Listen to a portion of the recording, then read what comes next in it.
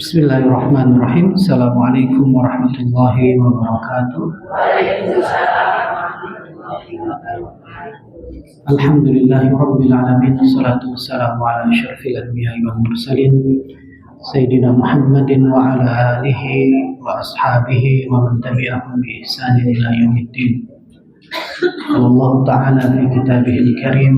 A'udzu billahi minasyaitonir rajim. Bismillahirrahmanirrahim. Alif Lam Mim. Dzalikal kitabu la raiba fihi hudan lil muttaqin.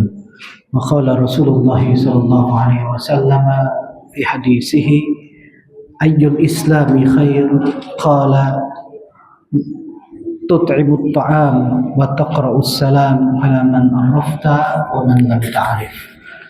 Ibu bapak yang dimuliakan Allah, alhamdulillah yang telah memberikan kita keberkahan dan kemanfaatan sehingga kita diberikan kesempatan untuk terus bisa hadir dan istiqomah di majelis ilmu. Karena tidak semua orang bisa mendapatkan nikmat untuk bisa duduk di majelis ilmu. Alhamdulillah hari ini kita di hari Jumat, ya Pak, hari yang mulia, Sayyidul Ayyam. Hari Jumat ini merupakan penghulunya hari, dan di hari Jumat ini sesuai dengan hadis Rasulullah Sallallahu Alaihi Wasallam, hari ini semua amalan kita akan ditunjukkan dan dipertontonkan. Selama 1 minggu ini diperlihatkan amalan kita kepada para nabi dan juga orang-orang dekat atau orang tua kita yang sudah mendahului kita, Pak. Jadi kita duduk bermajelis ilmu di hari Jumat ini, ya. Nah, di sini diriwayatkan oleh Imam Abu Dawud, Tirmizi, An-Nasa'i, dan Daruqutni dalam hadis yang panjang. Kalau setiap hari Senin dan juga hari Selasa amalan kita diangkat, ya, kemudian dilaporkan, Pak, kepada Allah dan juga kepada para nabi. Nah, di hari Jumat ini khusus, ya, Allah akan mempertontonkan amal kebaikan kita ini kepada orang-orang dekat kita yang sudah tidak ada, Bu. Jadi hari ini baik, ya, Sayyidul Ayyam. Jadi kita nih lagi ngaji begini nih lagi live, Pak. Ya, kita berpikirkan ini live ini hanya dilihat oleh manusia, atau ternyata live kita hari Jumat ini pun juga sedang dilihat oleh mereka-mereka yang sudah tidak ada. Ya, jadi hari Jumat itu makanya disunahkan oleh Rasulullah SAW untuk lebih awal datang ke masjid, mempersiapkan bersuci, bersih, rapi. Kenapa? Karena kita lagi live, enggak? Tapi live yang satu ini agak-agak mengerikan sedikit. Kenapa? Karena kita lagi dilihat nih, apa yang kita lakukan ini lagi dipertontonkan kepada kedua orang tua kita, atau saudara yang sudah nggak ada, atau bahkan putra putri kita yang nggak ada, Pak. Enggak? Dan saat itu mereka-mereka yang sudah tidak ada itu berdoa, Pak. Jadi ternyata orang-orang yang sudah wafat itu masih bisa berharap dan berdoa kepada Allah. Hadis ini hadis sahih. Ya, diriwayatkan Imam Abu Dawud, Tirmizi, An-Nasa'i, dan Imam Ahmad dalam musnadnya. Musnad Imam Ahmad itu jumlah jilidnya sekitar 32 jilid. Musnad Imam Ahmad itu, ya. Nah, menjelaskan jadi orang-orang mukmin, orang-orang muslim yang orang-orang terdahulu dari kakek nenek kita yang istiqomah itu berdoa, Pak. Doanya apa? Ya Allah, kalau mereka belum ditetapkan untuk memilih jalan yang baik, maka berikanlah mereka hidayah seperti dulu Engkau memberikan kami rezeki hidayah. Jadi hidayah ini besar, Bu, nilainya mahal. Karena kalau Allah nggak kasih kita hidayah, maka hari ini, saat ini kita nggak mungkin duduk di sini. Benar? Kan tadi pagi waktu datang perjalanan ke sini orang ramai juga, Bu. Ya enggak? Ada yang lagi mau kerja, mungkin ada janji, ada urusan bisnis, ada hal yang ingin dikerjakan. ya, galau mungkin. Nah, kita Allah izinkan untuk duduk di majelis ilmu. Itu yang pertama. Dan yang kedua, saya mengingatkan diri kami pribadi dan juga jamaah yang hadir di majelis ilmu hari ini bahwa penting sekali kita mengkaji hadis Rasulullah Sallallahu Alaihi Wasallam. Ya, hadis sahih ini yang diriwayatkan oleh Rasulullah Sallallahu Alaihi Wasallam ini jumlahnya lebih dari 60.000 hadis. Ya Bu, Pak, 60.000 hadis. Kebayang enggak? Kita hadis arba'in aja belum khatam. Ya enggak? Itu tuh kebayang gitu loh. Betapa iman kita itu cuman setetes. Makanya kita gampang sekali dipengaruhi, gampang sekali dibisiki, gampang sekali berubah hanya sekedar melihat tontonan, melihat orang lain, ya enggak? Dengar bisik-bisik tetangga, benar? Atau termasuk yang suka membisiki tetangga? Nah, hati-hati itu. Nah, makanya dari sini ya yang harus kita pahami bahwa sedikit sekali ini. Jadi sampai kita wafat pun, Pak, boleh jadi kita ini belum selesai membaca dari hadis Rasulullah Sallallahu Alaihi Wasallam. Dan tentunya kita, Ustadz, kalau hadis sudah ndak kelar nih, nggak bisa kita beresin nih bacanya, maka paling tidak hal yang Anda lakukan, jangan lepas diri Anda dari Al-Quran. Ya enggak? Itu janji dari Rasulullah Sallallahu Alaihi Wasallam. Ya. Jadi dalam hadisnya disebutkan, hadis ini menyampaikan orang yang menyibukkan dirinya dengan Al-Quran dan mengingat Allah, maka Allah akan memberikan dia rezeki yang rezekinya itu, Pak, Bu, diharapkan dan diinginkan, bahkan diucapkan selalu oleh orang-orang yang mengharapkan dunia. Jadi hari ini nih mungkin ya apa yang kita lakukan hari ini, rezeki yang boleh jadi tidak diberikan oleh Allah kepada yang lain. Benar enggak? Jangan coba pikir-pikir, di umur sekarang saat begini bisa istiqomah ngaji loh. Umur segini nih masih bisa istiqomah ngaji. Di saat yang sama orang lain mungkin lagi jalan-jalan nih, lagi live. Hai guys, kita lagi di sini nih. Kamu di mana? Ya enggak? Bener enggak? Iya enggak? Ya iya kan? Kita tuh real aja Bu hidup di dunia ini. Artinya bisa istiqomah duduk di majelis ilmu ini sederhana sekali. Makanya hadis yang saya bawakan juga dari hadis yang diriwayatkan Imam Al-Bukhari di babnya Babul Iman. Kebayang nggak jenengan? Ini babnya yang saya bacakan tadi hadis di pertama diletakkan oleh Imam Al-Bukhari di bab iman. Bunyi hadisnya itu sahabat bertanya ya, pada Rasulullah SAW. Apa itu pertanyaan para sahabat pada Rasulullah SAW? Ayul Islami khair. Apa sih Islam yang baik? Rasul bersabda, tut'imut ta'am. Jadi Islam yang baik itu orang yang paling suka menjamu manusia. Tut'imut ta'am.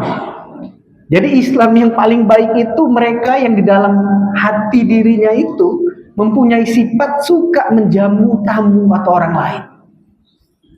Ini babul iman loh. Bukan babul di bab at-ta'am wasyarab, karena dalam hadis Bukhari pun ada babnya. Bab bagaimana makan dan minum Rasulullah SAW ada. Tapi ini enggak. Bab ini dimasukkan dalam babul iman. Jadi salah satu ciri orang beriman itu adalah suka memberi makan. Ya, jangan kebalik tuh. Jangan kebalik ya, antara memberi makan dengan membeli makan. Enggak, beda dong. Itu Pak. Nah kalau selama ini, coba deh, kalau saya boleh jujur ibu-ibu yang dimuliakan oleh Allah, sekarang ini kita ini kenapa umat Islam itu jauh sekali dari semangat?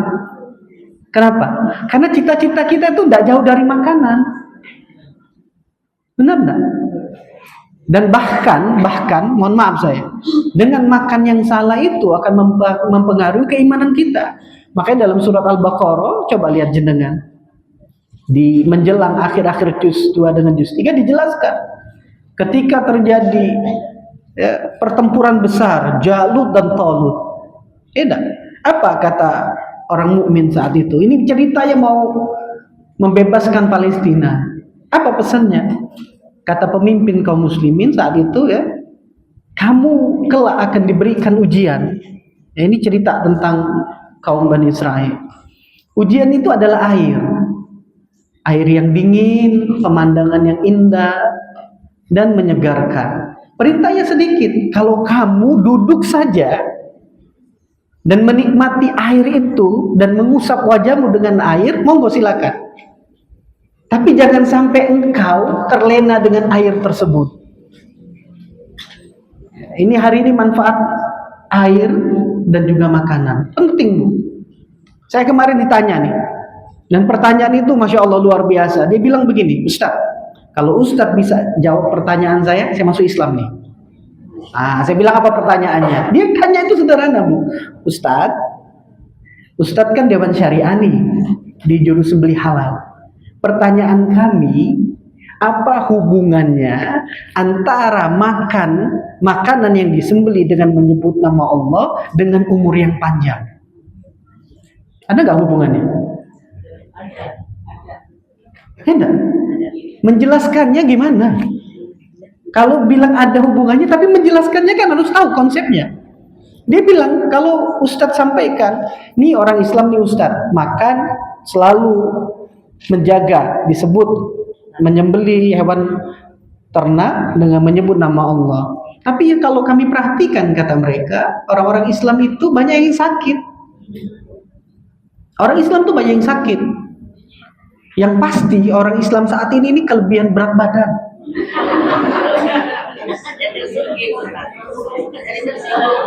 Bener nggak? Oh iya tuh, Bu. Jenengan coba perhatikan. Ketika perang Khandaq, ini perang Khandaq ya. Perang Khandaq. Saat itu para sahabat dan Rasulullah SAW sedang menggali parit. Ini lagi menggali parit, Pak. Lagi istirahat, duduk Rasul dengan para sahabat. Tiba-tiba ada pasukan kaum musyrikin. Di antara di dalam pasukan tersebut Ikrimah bin Abi Jahal. Di antara pasukan musyrikin itu, Pak, pasukan berkuda, Pak. Tiba-tiba sudah berada di kota Madinah. Udah ada di kota Madinah. Dan saat itu mereka sekelompok kesatria dari kaum kafir Quraisy ini berkata, Rasul dengan sahabatnya lagi santai loh, Bu. Capek lelah habis menggali parit di perang Khandaq. Tiba-tiba muncul itu sekelompok pasukan khusus ya kaum musyrikin. Di antaranya di dalam kelompok itu Ikrimah bin Abi Jahal. Anaknya atau putranya Abu Jahal. Enggak. Yang Abu Jahal itu sendiri, coba perhatikan, Bu. Abu Jahal itu sendiri matinya itu di perang Badar. Di perang Badar. Ya enggak? Matinya di perang Badar. Dibunuh oleh siapa? Tewas di tangan dua anak kecil yang umurnya tidak melebihi dari 13 tahun. Dua anak kecil itu ketika dia berada di samping sahabat Rasulullah SAW, ada dua riwayat menyebutkan di samping Zubair bin Awam atau di samping Sa'ad bin Abi Waqqas. Anak kecil tadi menarik, Bu. Ini sahabat Rasul di atas kuda, ditarik bajunya. Paman. Ditanya, mana Abu Jahal? Itu dua anak kecil loh. Ditanya itu anak umur 13 ditarik tuh baju sahabat Rasul yang senior. Ditanya, paman, di mana Abu Jahal? Kemudian Zubair bin Awam berkata, di situ, itu di Abu Jahal. Ditanya oleh sahabat Rasul yang mulia tadi, ada apa? Kenapa kamu bertanya? Di mana Abu Jahal? Apa jawaban mereka? Karena mereka itu Abu Jahal telah menyakiti Rasulullah SAW. Itu loh, Bu. Umur 13 tahun mengerti siapa yang mesti dia perjuangkan dalam hidupnya. Umur 13 tahun, belum balik. Dan Rasulullah SAW di perang Badar itu, ketika berada di sumur Inabah, memberhentikan pasukannya, menolak lebih dari 8 sahabat Rasulullah SAW yang masih kecil. Di antaranya siapa? Abdullah bin Umar.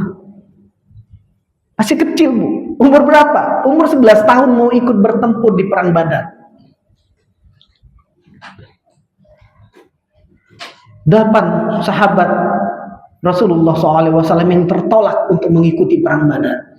Itu anak itu umur 11 sampai umur 14. Kok bisa, Ustadz? Luar biasa keimanannya dan mengerti mereka harus berdiri di samping siapa. Ini iman yang luar biasa, Pak. Jadi kalau di hari Jumat ini kita nggak dapat iman seperti imannya para sahabat, rugi. Hidup itu bukan perkara kita tinggal di mana, bukan perkara kita ngaji di mana, bukan. Tapi keberpihakan kita di mana. Karena banyak orang yang ngaji tapi nggak ngerti harus berpihak di mana. Kecenderungan itu loh, Bu. Jenengan contoh nih. Kisah satu lagi dari Salahuddin Al-Ayyubi. Salahuddin Al-Ayyubi itu agak telat menikahnya. Khawatir pamannya. Wahai Salahuddin, apakah engkau belum bertemu dengan pujaan hatimu? Kata Salahuddin, aku sedang tidak memikirkannya, wahai pamanku. Apa sih standar kamu? Biar aku carikan. Apa jawaban Salahuddin Al-Ayyubi? Aku mempunyai cita-cita membebaskan Masjid Al-Aqsa. Siapa wanita yang mempunyai niat besar seperti diriku, wahai pamanku? Berat, Bu. Itu iman. Mengerti itu. Dalam hidup ini apa dan tujuan kemana. Kenapa? Karena dalam hadis Rasulullah SAW disebutkan, man lam yahtam bi amril muslimina falaysa minhum. Orang yang tidak pernah berpikir untuk menyelesaikan urusan besar kaum muslimin, maka dia bukan bagian dari mereka. Berapa banyak umat Islam yang tidak peduli dengan Masjid Al-Aqsa? Hitung, berapa harta, berapa perjuangan, berapa ucapan, berapa tenaga yang sudah kita berikan ini untuk menjaga Palestina. Kiblat pertama umat Islam, masjid kedua itu yang dibangun di atas muka bumi. Itu amanah warisan dari Umar bin Khattab, warisan dari Khalid bin Walid. Terhitung, Pak, banyak para pemimpin pejuang umat Islam yang meninggal, baik terbunuh di medan pertempuran, bahkan diracun oleh pasukannya. Coba jenengan cek, Nuruddin Zinki, Asaduddin Sirkhu, Bibers, hitung. Berapa itu, Pak, pasukan yang dijaga, pasukan yang berjuang, dan mereka berjuang dalam kesendirian. Ketika umat Islam sibuk dengan rumahnya, sibuk dengan lembaganya, sibuk dengan dunianya, sibuk dengan keturunannya, hitung berapa jumlah umat Islam yang peduli dengan perjuangan umat ini, Bu. Berat, Bu. Makanya subhanallah, betul itu. Kalau jenengan baca surat Ali Imran ayat 35 sampai 40, perhatikan. Ketika Maryam, ya, Imran, istrinya Imran, Hana bin Fakuza berkata, ya Allah, aku ingin sekali nih mempunyai keturunan. Kemudian apa kata Hana? Kenapa engkau berikan rezeki kepada burung bisa punya keturunan sedangkan aku tidak? Makanya Allah kasih itu rezeki dia di rahim. Kemudian dia bilang, inni nazartu laka ma fi batni. Ya Allah, aku nazarkan apa yang di dalam perutku ini muharrara. Jadi seharusnya setiap kaum muslimin memberikan pesan kepada putrinya, kepada istrinya, kepada wanita-wanita yang ada di sekitarnya. Diniatkan, kalau punya anak itu diniatkan untuk menjaga rumah Allah. Muharrara itu dalam tafsir Ibnu Katsir, Imam Qurtubi dan Tabari menjelaskan kalimat muharrara itu artinya seorang wanita yang lagi hamil bernazar agar anak yang sekarang di dalam perutnya ini dijadikan marbot masjid atau yang menjaga masjid. Jadi boleh, Bu, putra putri kita jadi dokter, pengusaha, boleh, apa saja boleh. Tapi jangan lupa tanamkan di dalam dirinya untuk menjaga rumah Allah.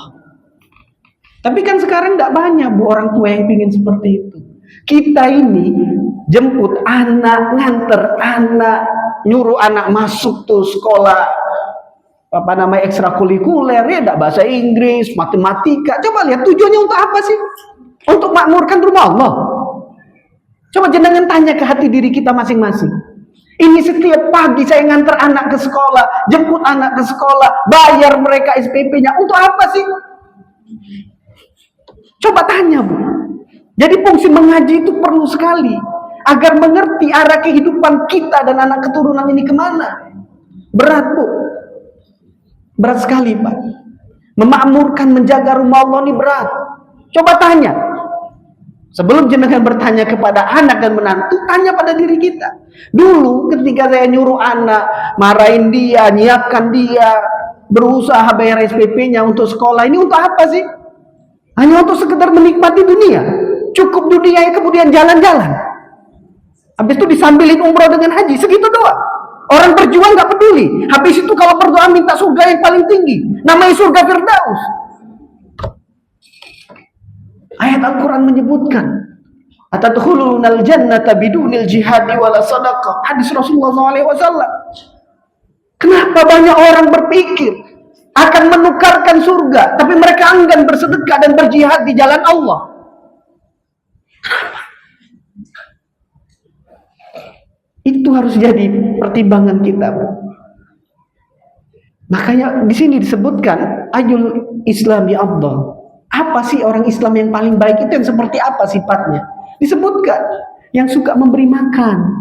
Kenapa penting sekali memberi makan? Karena itu jadi tenaga buat kita takwa. Itu jadi tenaga biar kita jadi taat. Coba jenengan kebayang nggak, Pak?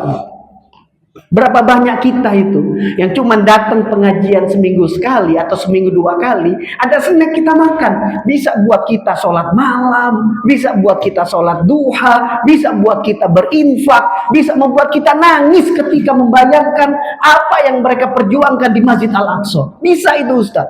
Perkara kecil itu dari makanan dan minuman. Jadi kalau ada orang Islam yang tidak memperhatikan makan dan minumnya, lucu. Karena itu menentukan, Bu.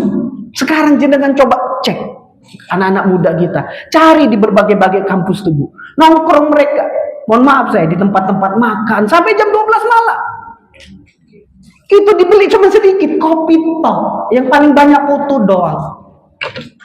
Beli kopi, makanan sedikit, fotonya 1000.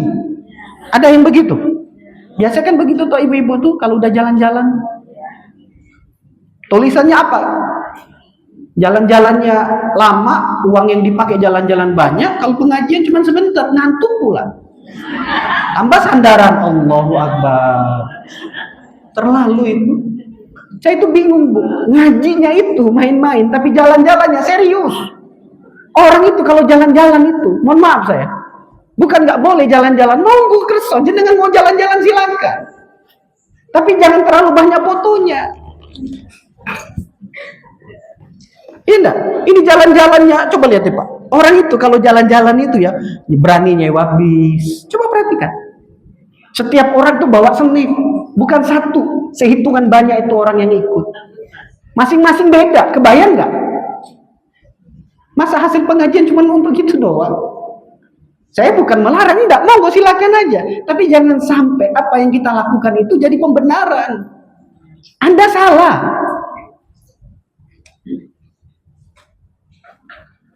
Saat ini umat Islam lagi berteriak, Bu. Lagi kesusahan. Enggak. Tempat-tempat ibadahnya dilecehkan. Berat. 65.000 orang syahid. Betul. Itu yang tercatat. Itu baru di Al-Aqsa. Belum di Syria, belum di Lebanon, belum di Afghanistan, belum di Pakistan, belum di Rohingya. Itu. Kalau Anda masih bisa tertawa, bergembira dengan apa yang Anda lakukan, kira-kira kita di surga yang mana kelak? Saya akan selalu sederhana, Bu, dan selalu berulang-ulang. Mungkin jamaah itu sampai bosan. Saya ingatkan, Anda mau masuk surga, saya bilang. Oh iya Ustaz, surga apa sih? Coba jenengan cari surga yang amalnya sederhana, tapi mintanya surga Firdaus. Jenengan mau surga Firdaus, boleh. Dan itu yang seharusnya kita minta kepada Allah. Tapi jangan lupa, tempat itu hanya khusus 4 orang ini, 4 golongan. Nabi, Rasul, Mujahid, orang soleh.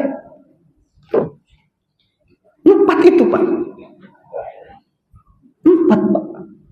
Nabi bukan, Rasul bukan, mujahid enggak?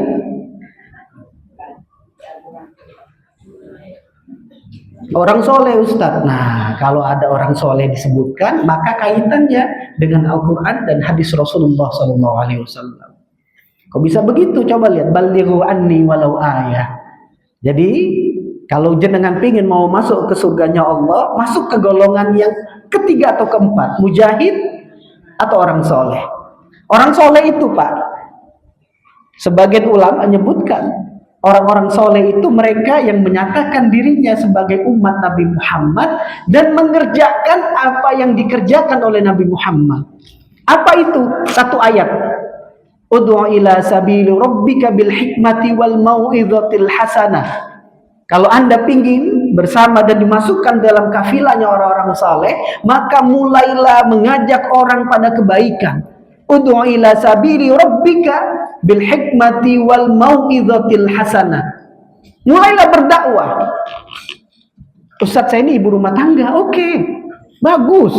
Karena ibu rumah tangga itu awal pertama perjuangan umat Islam. Madrasatul ula. Madrasahnya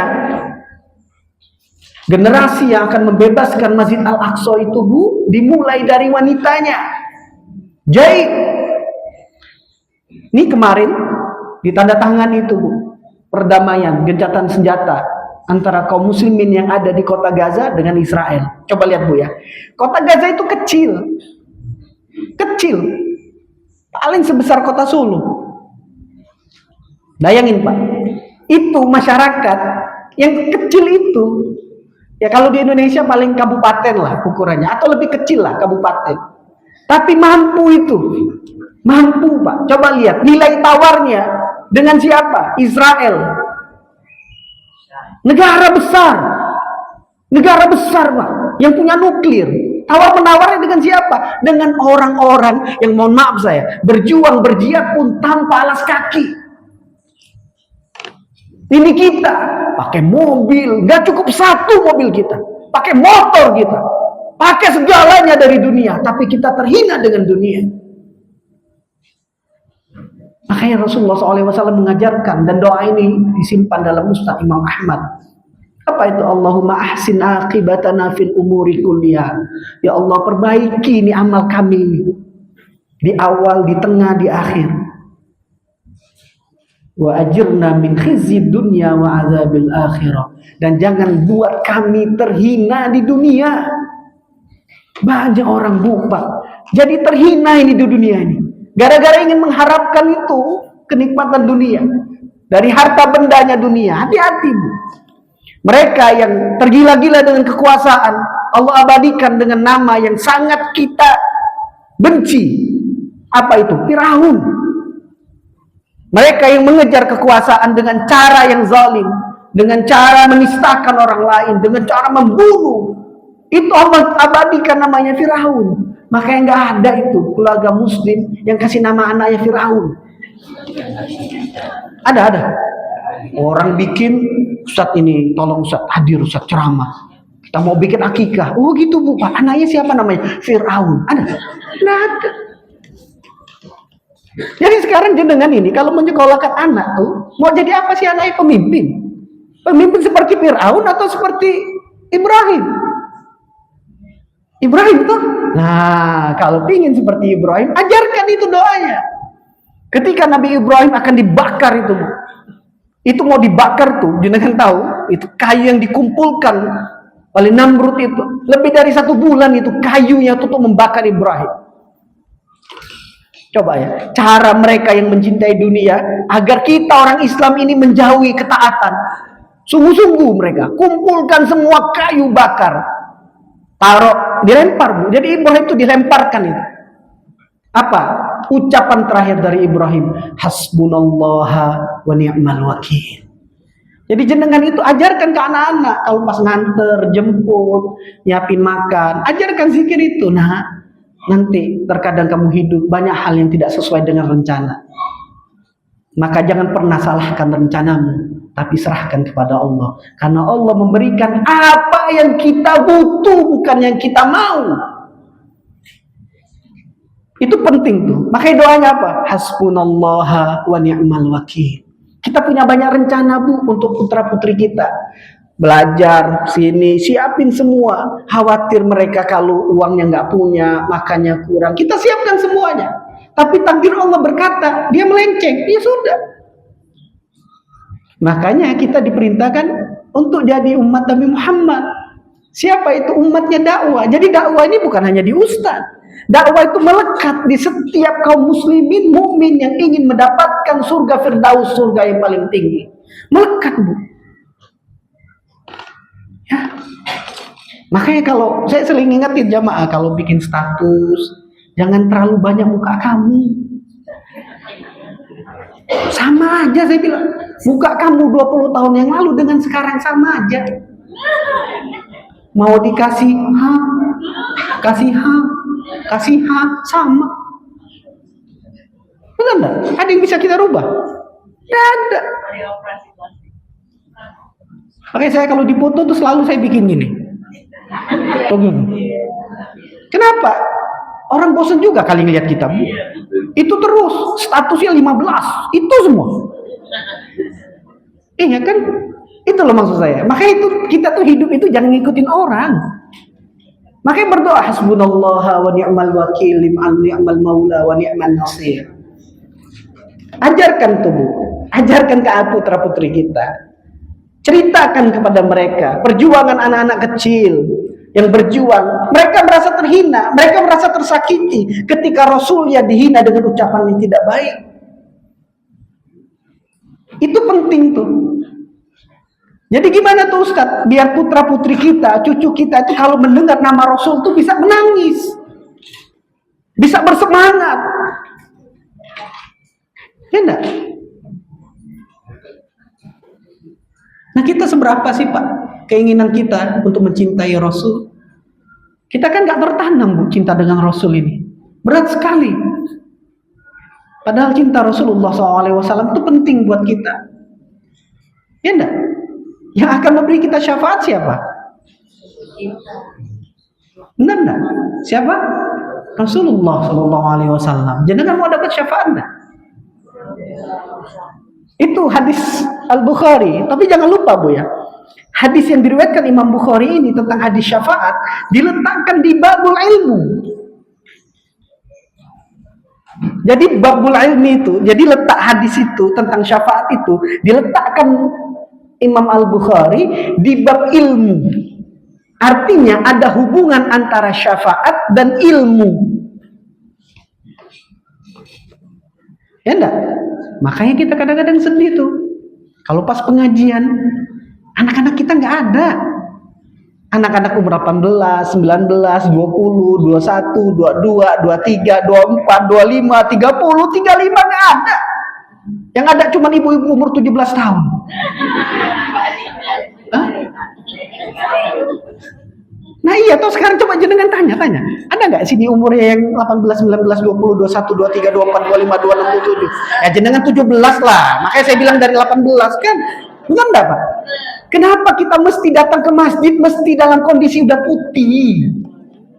Uang dunia saja sudah menolak Anda dan dunia berkata Anda mesti pensiun. Tiba-tiba Anda datang ke masjid mau nambahin masalah. Nah iya no, Bu, Pak.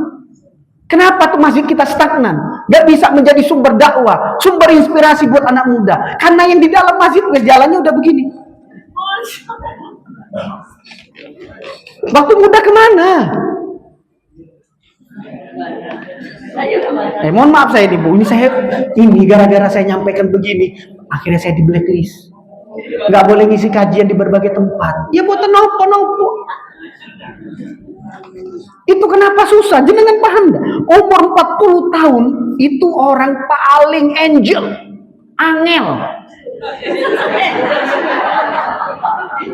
Benar gak? Loh jenengan ini sekarang dicoba, sekarang saya tanya, Ustadz siapa sih yang bisa merubah jenengan? Saya mau tanya, kalau udah umur 40 tahun itu udah sempurna itu. Otak itu udah rapet. Kalau tidak ada hal-hal yang besar, jenengan gak akan bisa berubah itu. Benar enggak Pak?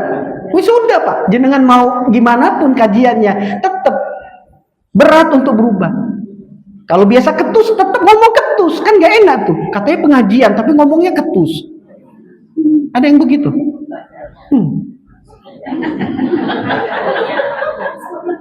Ya iya no, kadang-kadang orang itu coba kalau ditanya, Bu, Pak, hasil pengajian kemarin gimana? Kebetulan temennya nggak datang.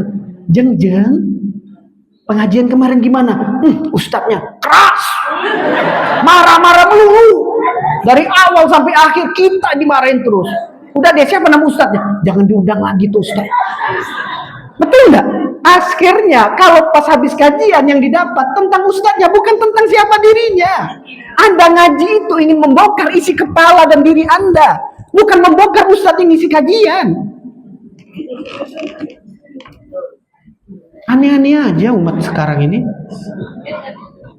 Enggak, nah udah kan ini yang terjadi sekarang kan. Makanya Ibu, sekali lagi kalau jenengan mau gampang, coba Ustadz, kalau gitu orang tua nggak bisa dong membantu Islam. Bisa sekali. Sahabat Rasulullah SAW bernama Hassan bin Thabit, tercatat itu umurnya 120 tahun, 60 tahun di masa Islam, 60 tahun di masa jahiliyah. Itu sahabat Rasul namanya Hassan bin Thabit. Bahkan Rasulullah SAW satu itu hadis yang memuji Hassan bin Thabit. Apa bunyi hadis Rasulullah SAW? Ya Hassan, uhjuhum wa ruhul kudus ma'ak. Lawan mereka wahai Hasan dengan ketajaman lisanmu.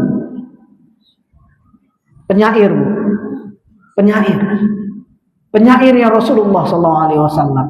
Uhjuhum wa ruhul kudus ma'ak. Wahai Hasan, hadapi syair mereka dengan lisanmu yang tajam dan ucapanmu yang sangat hebat. Dan Ruhul Kudus ma'ak, maka Jibril akan membantu menguatkanmu. Jadi kalau udah umur begini, Bu, cek kemampuan Anda di mana, disitulah Anda mesti fokus. Ustadz, saya punya cucu, itu cucu jenengan, ajak ngaji.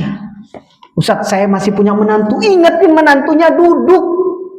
Jangan sampai gara-gara alasan ingin membahagiakan putri jenengan, nggak mau ngaji, alasannya sibuk. Dan jenengan bilang, nggak apa-apa Ustadz, mumpung masih muda. Hati-hati Bu, nggak semua orang muda sampai tua. Betul nggak? Iyalah, banyak orang meninggal umur 2 tahun, 23 tahun, 35 tahun, 34 tahun.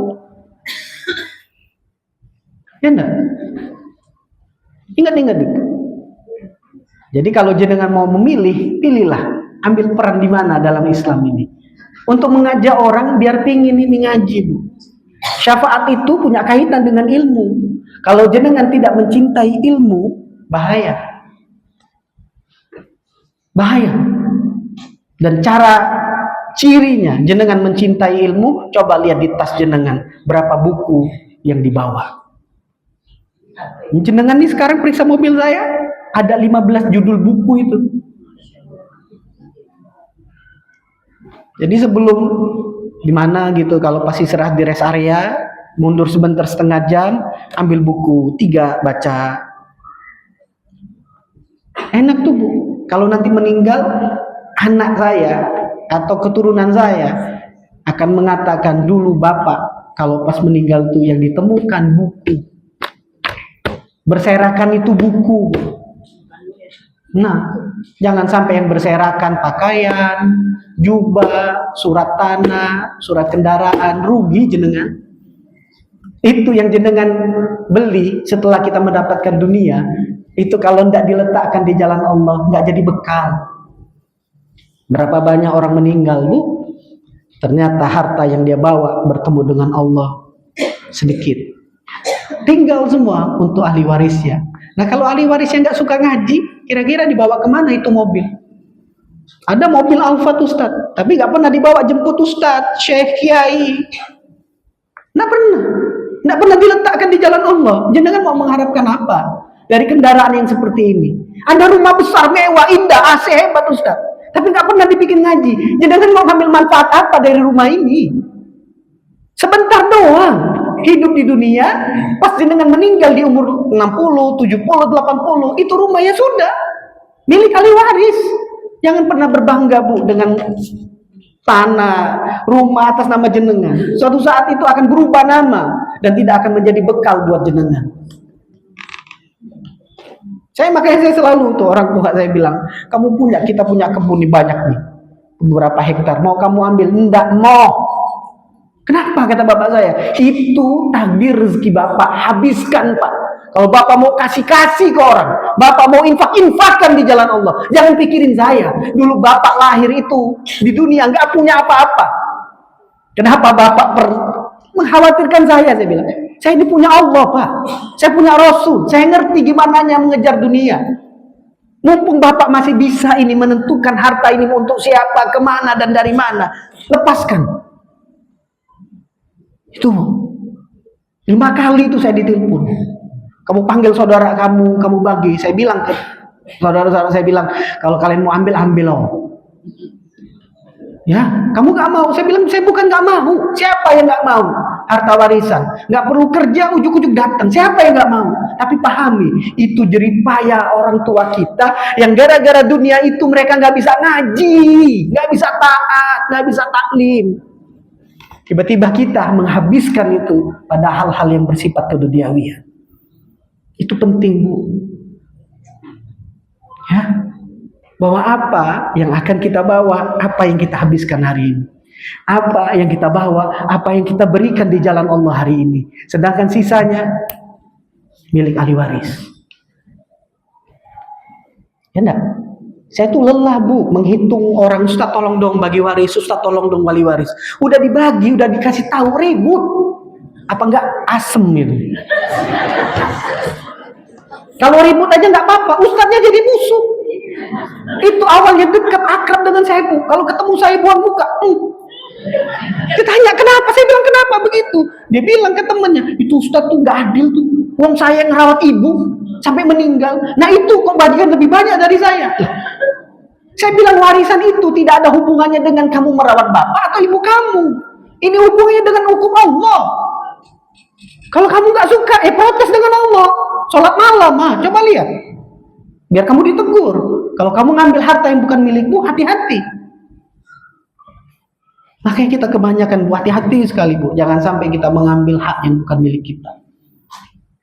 Ya enggak? Makanya tadi saya bilang syafaat ini kaitannya dengan ilmu. Kenapa itu anak kecil mampu mencari siapa Abu Jahal? Pertanyaan luar biasa loh. Kenapa engkau mencari anakku ini Abu Jahal? Karena dia dan kelompoknya telah menghina Rasulullah SAW. Itu mana, Bu, sekarang mana putra putri kita yang punya cara berpikir seperti itu? Mencari orang yang memusuhi Islam. Ya enggak? Anak-anak kita udah capek. Sehari 7-8 mata pelajaran. Gak cukup di situ, sorenya les. Matematika, fisika, kimia, lelah. Sampai di rumah udah bengong. Bapaknya udah kerja sampai sore, ibunya juga begitu, anaknya juga begitu, berkumpullah orang-orang lelah. Nah iya enggak, Pak? Ya coba jangan pikir, bapaknya seumpama kerja di Sumatera, ibunya ngajar, anaknya sekolah, bapaknya seminggu sekali pulang, Sabtu Minggu waktu kumpul kira-kira ngapain? Hah? Apa sih yang mau diobrolin? Apa sih kehangatan yang mau dibicarakan? Perjuangan apa dari keluarga ini yang mau diharapkan? Coba jangan tanya deh. Makanya saya tuh kadang-kadang sedih, Bu. Orang jalan-jalan di Sabtu Minggu itu ya, coba kebayang nggak? Datang ke suatu tempat, coba lihat, sama-sama lelah, sama-sama capek, kumpul. Makanya kalau ngobrol nggak gaduh. Kenapa? Berkumpul orang-orang lelah, bukan lillah. Jadi kalau ngomong nggak nyambung. Lelah, bukan lillah.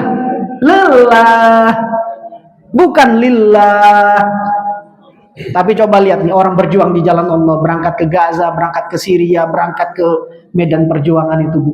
Dari Maroko, Aljazair, Mesir, Malaysia, Indonesia, berjuang, berkumpul, duduk, makan bareng itu.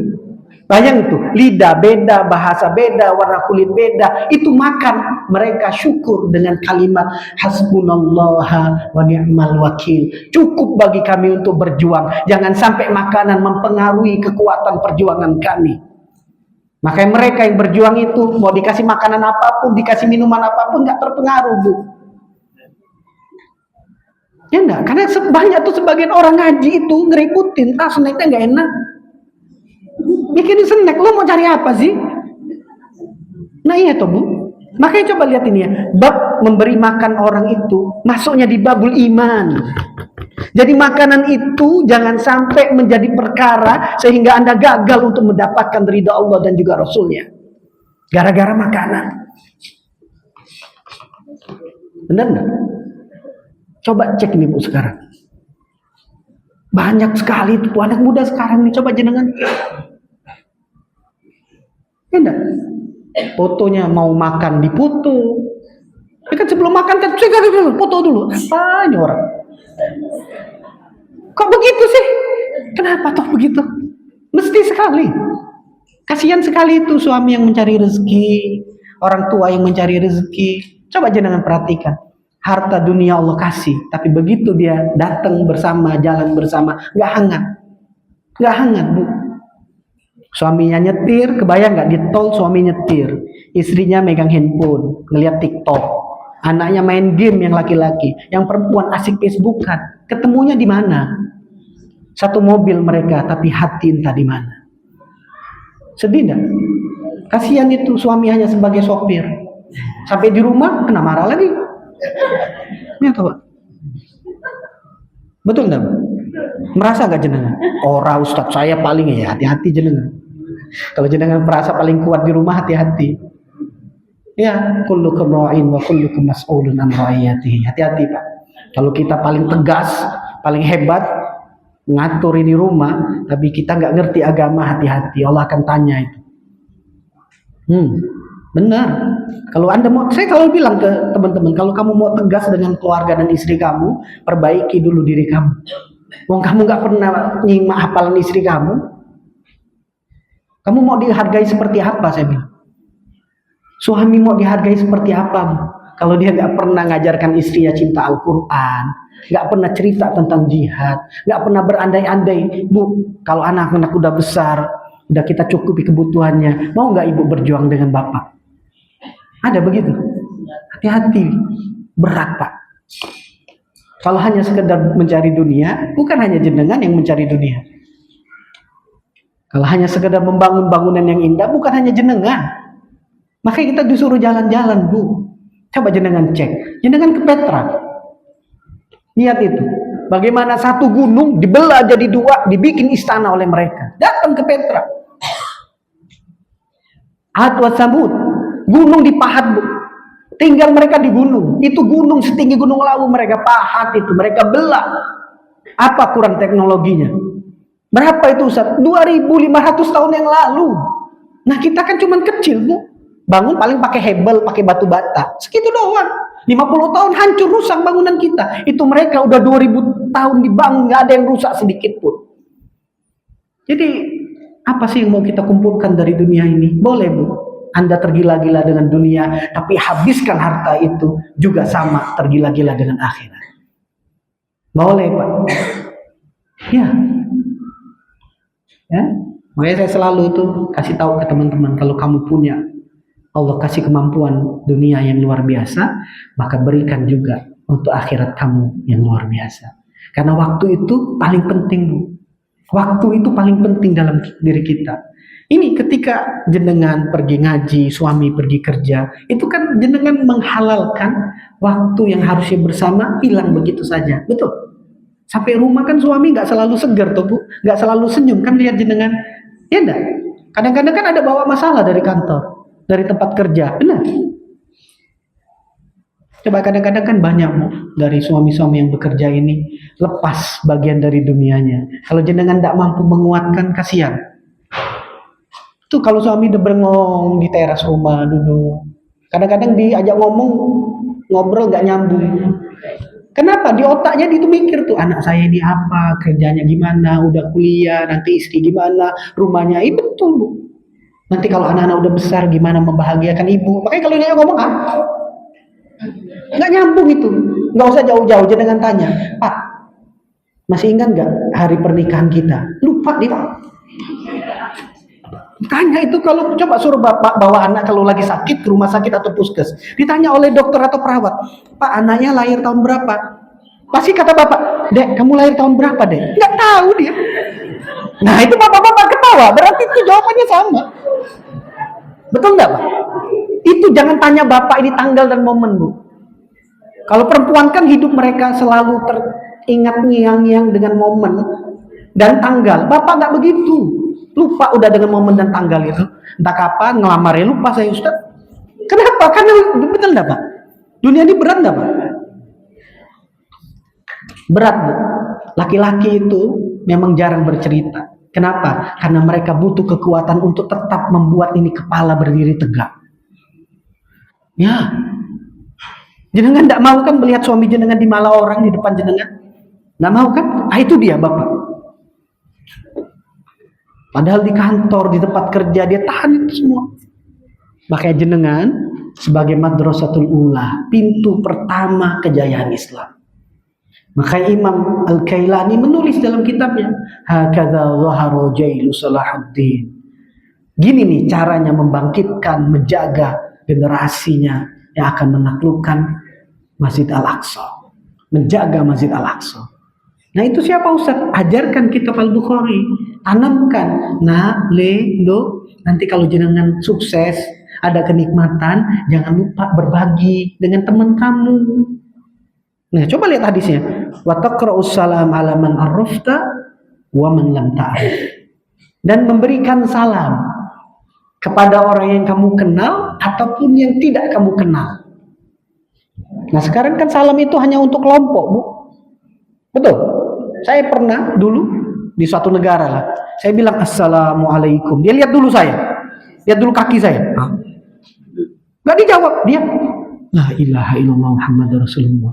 Sejak kapan salam itu hanya menjadi milik kelompok kecil orang? Itu terjadi enggak? Bahwa kesenangan, kegembiraan, kebahagiaan itu hanya bagi kelompok kita saja. Kalau kelompok lain syukur, susah-susah deh syukur. Benar enggak? Nah kayak gampang diadu domba. Saat ini apa yang diadu domba? Umat Islam dengan para habaib diadu domba terus. Benar enggak?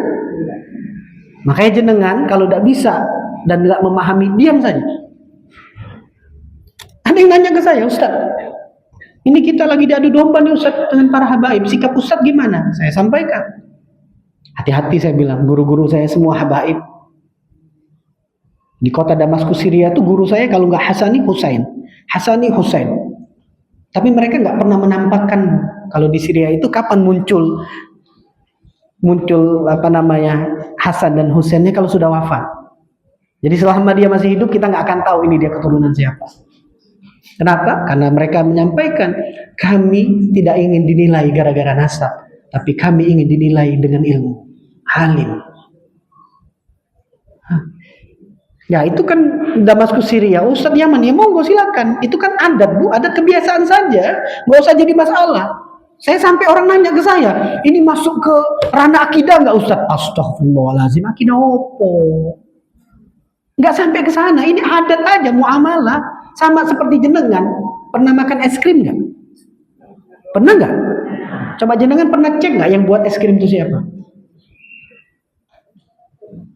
Nggak pernah. Selesailah sudah. Ya sekarang es krim yang paling enak itu di mana? Apa sih mereknya? Udah tahu. Buatan siapa itu? Itu dia Bu. Jadi perkara makan ini penting. Bukan pelit, penting. Ya, perkara makan ini penting. Bukan pelit, bukan membuat diri susah. Makanya dalam Islam itu ada namanya puasa. Ada namanya puasa Bu. Puasa itu apa? Nggak semua yang enak dipandang, nggak semua yang sesuai dengan diri masuk ke mulut, nggak semua. Kalau begitu model kita, apa beda kita dengan, mohon maaf saya, dengan kambing, dengan sapi? Kan masuk semua. Apa yang dilihat? Op, selesai. Benar nggak? Tanya tuh Bu, yang membedakan kita dengan mereka tuh satu, akal. Dan akal ini kalau tidak diasah dengan ilmu, jenengan mau jadi apa kita? Bukan saya yang bilang tuh Pak. Iya enggak? Nah itu Bu, tadi tuh akal jenengan ini sayang sekali. Coba jenengan perhatikan, berapa persen dari akal kita nih yang sekarang bisa kita ambil manfaat? Kita ngambil manfaat aja. Saya nggak bertanya tentang berapa persen dari akal yang sudah kita berikan untuk bermanfaat untuk orang lain. Untuk diri kita aja dulu, bukan untuk orang lain, untuk diri kita. Saya selalu sampaikan tuh, enggak dulu waktu saya di Gaza dengan teman-teman, saya sampaikan orang di sini nih, udah puluhan tahun saya bilang di embargo, makanan sedikit, semua sedikit, tapi kok bisa bertahan? Itu nggak pakai alas kaki loh. Itu mereka yang berjuang melawan tentara Israel itu sebagian besar nggak pakai alas kaki. Ya Allah, saya diam. Makanya itu kalau kami mau keluar dari kota Gaza, yang kami tinggalkan sepatu, kaos, kami tinggalkan semua, pakaian. Teman-teman tuh begitu keluar dari sana ya nggak pakai apa-apa, maksudnya nggak cuma bawa pakaian doang, udah deh, pakaian ganti tok. Kenapa? Karena mereka butuh lebih penting. Tapi mereka itu nggak pernah gerutu, nggak pernah guda gulanda, nggak pernah curhat, nggak pernah Bu. Kenapa? Itu ditanamkan oleh orang tua mereka dengan satu kalimat sejak kecil. Hasbunallaha wa ni'mal wakil, hasbunallaha wa ni'mal wakil. Bahwa kebahagiaan itu bukan di sekolah mana kamu berada. Kebahagiaan itu bukan di perusahaan apa kamu bisa bekerja. Bahwa kebahagiaan itu bukan naik apa kamu pergi ke tempat kerja dan duniamu. Bahwa kebahagiaan itu tidak ada kaitannya dengan rumah yang kamu miliki. Tidak ada. Hasbunallah wa ni'mal wakil. Jangan kebayang tuh malam hari itu kami jalan, gelap, gak ada lampu. Gelap Bu. Saya pikir tuh gak ada orang, tiba-tiba berdiri gagah, ya Allah. Itu musim dingin Bu. Sampai min 3 derajat, 5 derajat, 6 derajat, berdiri.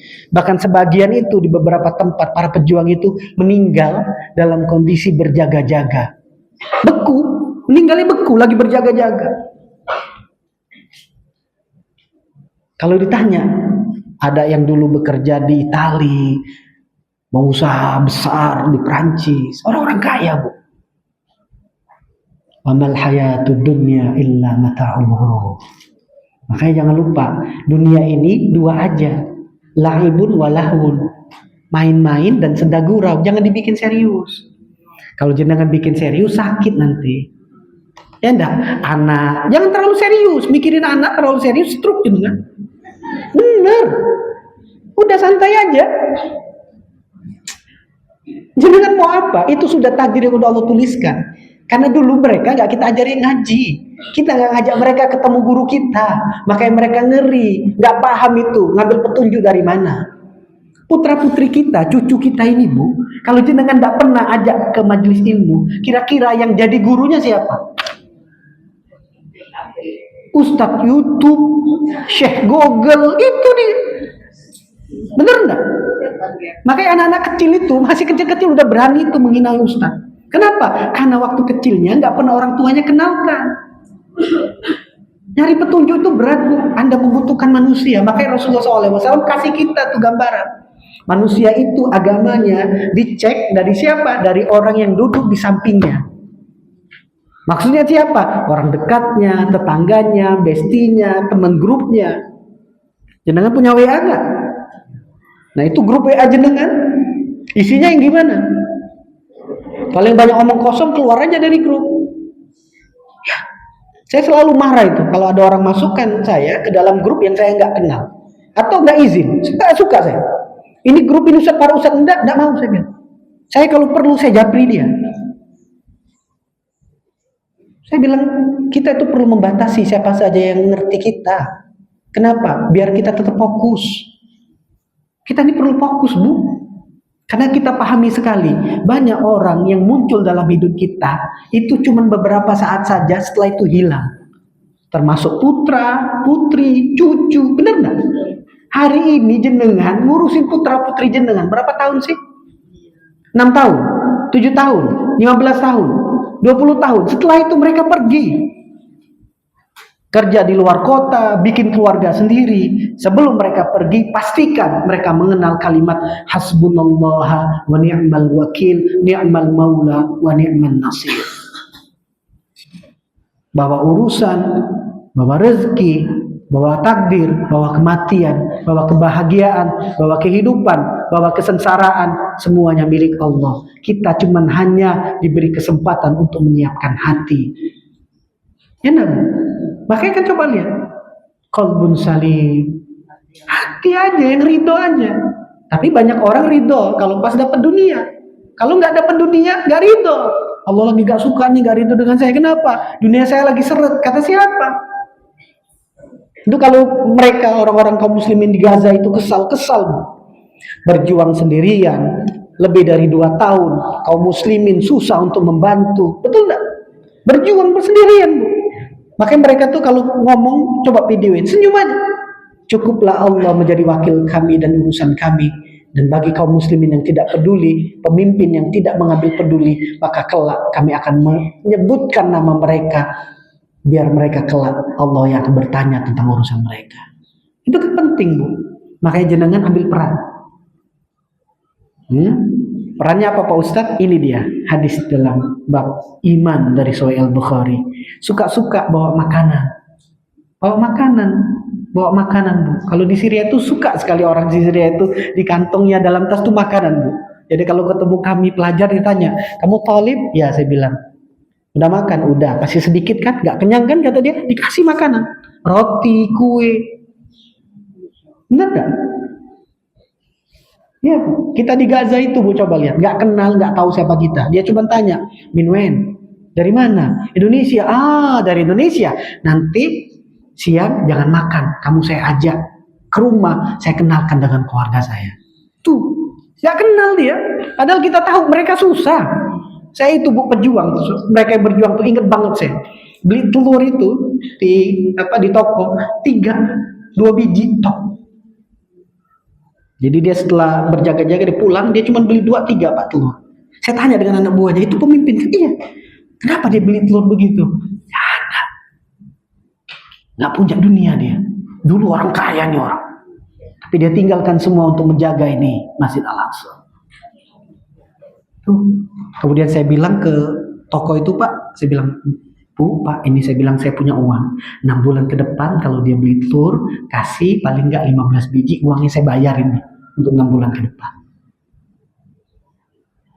Bu, menjaga keimanan itu jenengan caranya jagain orang lain. Namanya pagar mangkok ya. Betul? Kalau jenengan mau aman, jaga sekitar jenengan. Jenengan mau anak jenengan sukses dunia dan akhirat, baik pendidikannya, Allah mudahkan, jaga anak orang lain. Sederhananya. Makanya jenengan dulu coba perhatikan, orang tua kita, kalau kita bawa teman ke rumah, diajak makan enggak? Betul enggak? Disuruh nginep enggak, Pak? Tahu sebabnya apa? Biar orang tua ngerti siapa teman anaknya. Itu yang pertama. Yang kedua, kalau nih anak temennya mau ngajak hal-hal yang nggak benar, malu. Kenapa? Udah makan dari makanan yang halal dari tangan ibunya. Nah, Pak, kadang-kadang itu teman kita itu lebih kayak berasa lebih anak-anakan dia daripada kita. Tuh. Nah. Kenapa? Karena gitu orang tua kita menjaga kita dengan menjaga anak orang lain. Kalau kita kan udah tidak peduli. Nah, kecil banget iman kita ini. Ngurusin rumah kita doang. Allahu Akbar. Kenapa kebahagiaan ini kita kecilkan di sini doang? Kenapa? Makanya target kita itu coba lihat. Nyekolahin anak itu sekolah favorit. Nyekolahin anak itu bayaran. Mau kemana sih? Kamu mau kemana? Anak kamu jadikan apa? Ini manusia. Dia punya keinginan, dia punya cita-cita. Betul enggak? Contoh. Jenengan titipkan anak paling kecil atau cucu ke tempat bermain seumpama. Tahu kan jenengan tempat bermain? Hari ini jadwalnya bermain seumpama nyusun Lego.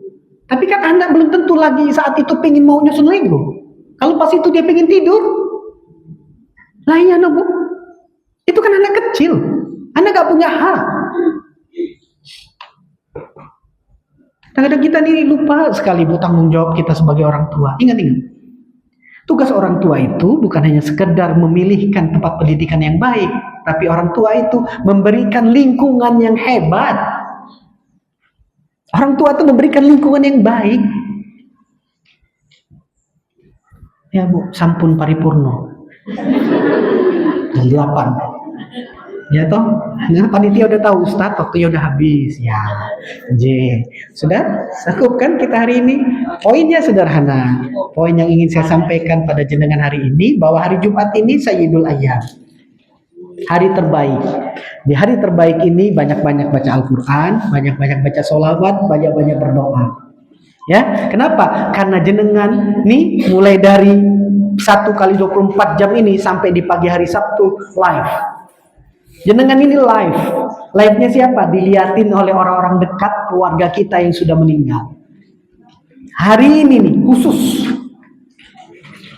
Amalan jenengan hari ini diperhatikan, dilihat tuh. Ngapain aja kita? Live. Maka perbaiki live jenengan. Oke? Yang kedua, apa itu Ustaz? Penting sekali menjaga makanan dan minuman. Benar enggak? Ini kenapa minuman ini dikasih label halal? Tahu sebabnya apa? Jenengan tahu enggak kenapa ini air minum ini dikasih label halal? Hah? Memangnya ada tuh air minum yang enggak disembeli dengan cara Islam? Kan enggak ada hubungannya toh. Coba jenengan perhatikan kenapa air minum ini dikasih label halal. Berarti ada orang bandel yang nambahin zat yang enggak halal. Ada? Betul? Jenengan pernah cari tahu enggak kenapa ini minuman, makanan mesti ada halal? Terutama minuman lah.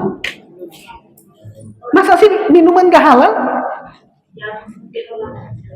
Hah? Ah, itu dia. Makanya jangan suka minum-minum sembarangan. Amankan jalur makan dan minum jenengan. Kalau ndak mau puasa. Sederhana. Dan yang ketiga, sekali lagi, anak itu selalu ada kaitannya dengan iman dan ilmu. Anak. Jenengan itu anak. Kitanya anak bagi kedua orang tua kita. Maka jangan pernah lepaskan kita dari iman dan ilmu.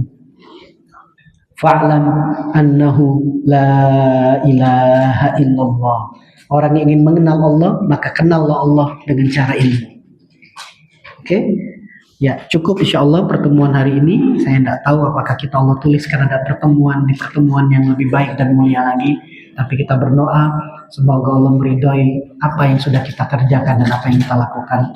Dan Allah memberikan kita keistiqomahan dalam ketaatan. Allahumma shalli ala Muhammad wa ala alihi wa ashabihi wa sallim. Allahumma ya arhamar rahimin, ilaika tawakkalna wa ilaika anabna wa ilaika al-masir. Ij'alna minat tawwabina wa ja'alna minal mutatahhirin. Allahumma ya arhamar rahimin, unsur ikhwanul mu'minin al-mujahidin al-murabitin في بلاد الشام، خصوصا إخواننا المسلمين في فلسطين، إخواننا المسلمين في غزة، إخواننا المسلمين في لبنان، إخواننا المسلمين في يمن. اللهم يا أرحم الراحمين كن معهم، اللهم اجعلنا منهم يا كريم. اللهم ألطف بنا فيما جرت به المقادير. اللهم انصر إخواننا المؤمنين في كل مكان وفي كل زمان يا ذا الجلال والإكرام. إليك توكلنا وإليك أنبنا وإليك المصير. اغفر لنا وارحمنا أنت ولينا يا ذا الجلال والإكرام. ربنا ظلمنا أنفسنا وإن لم تغفر لنا وترحمنا لنكونن من الخاسرين. ربنا آتنا في الدنيا حسنة وفي الآخرة حسنة وقنا عذاب النار. سبحان ربك رب العزة عما يصفون وسلام على المرسلين والحمد لله رب العالمين.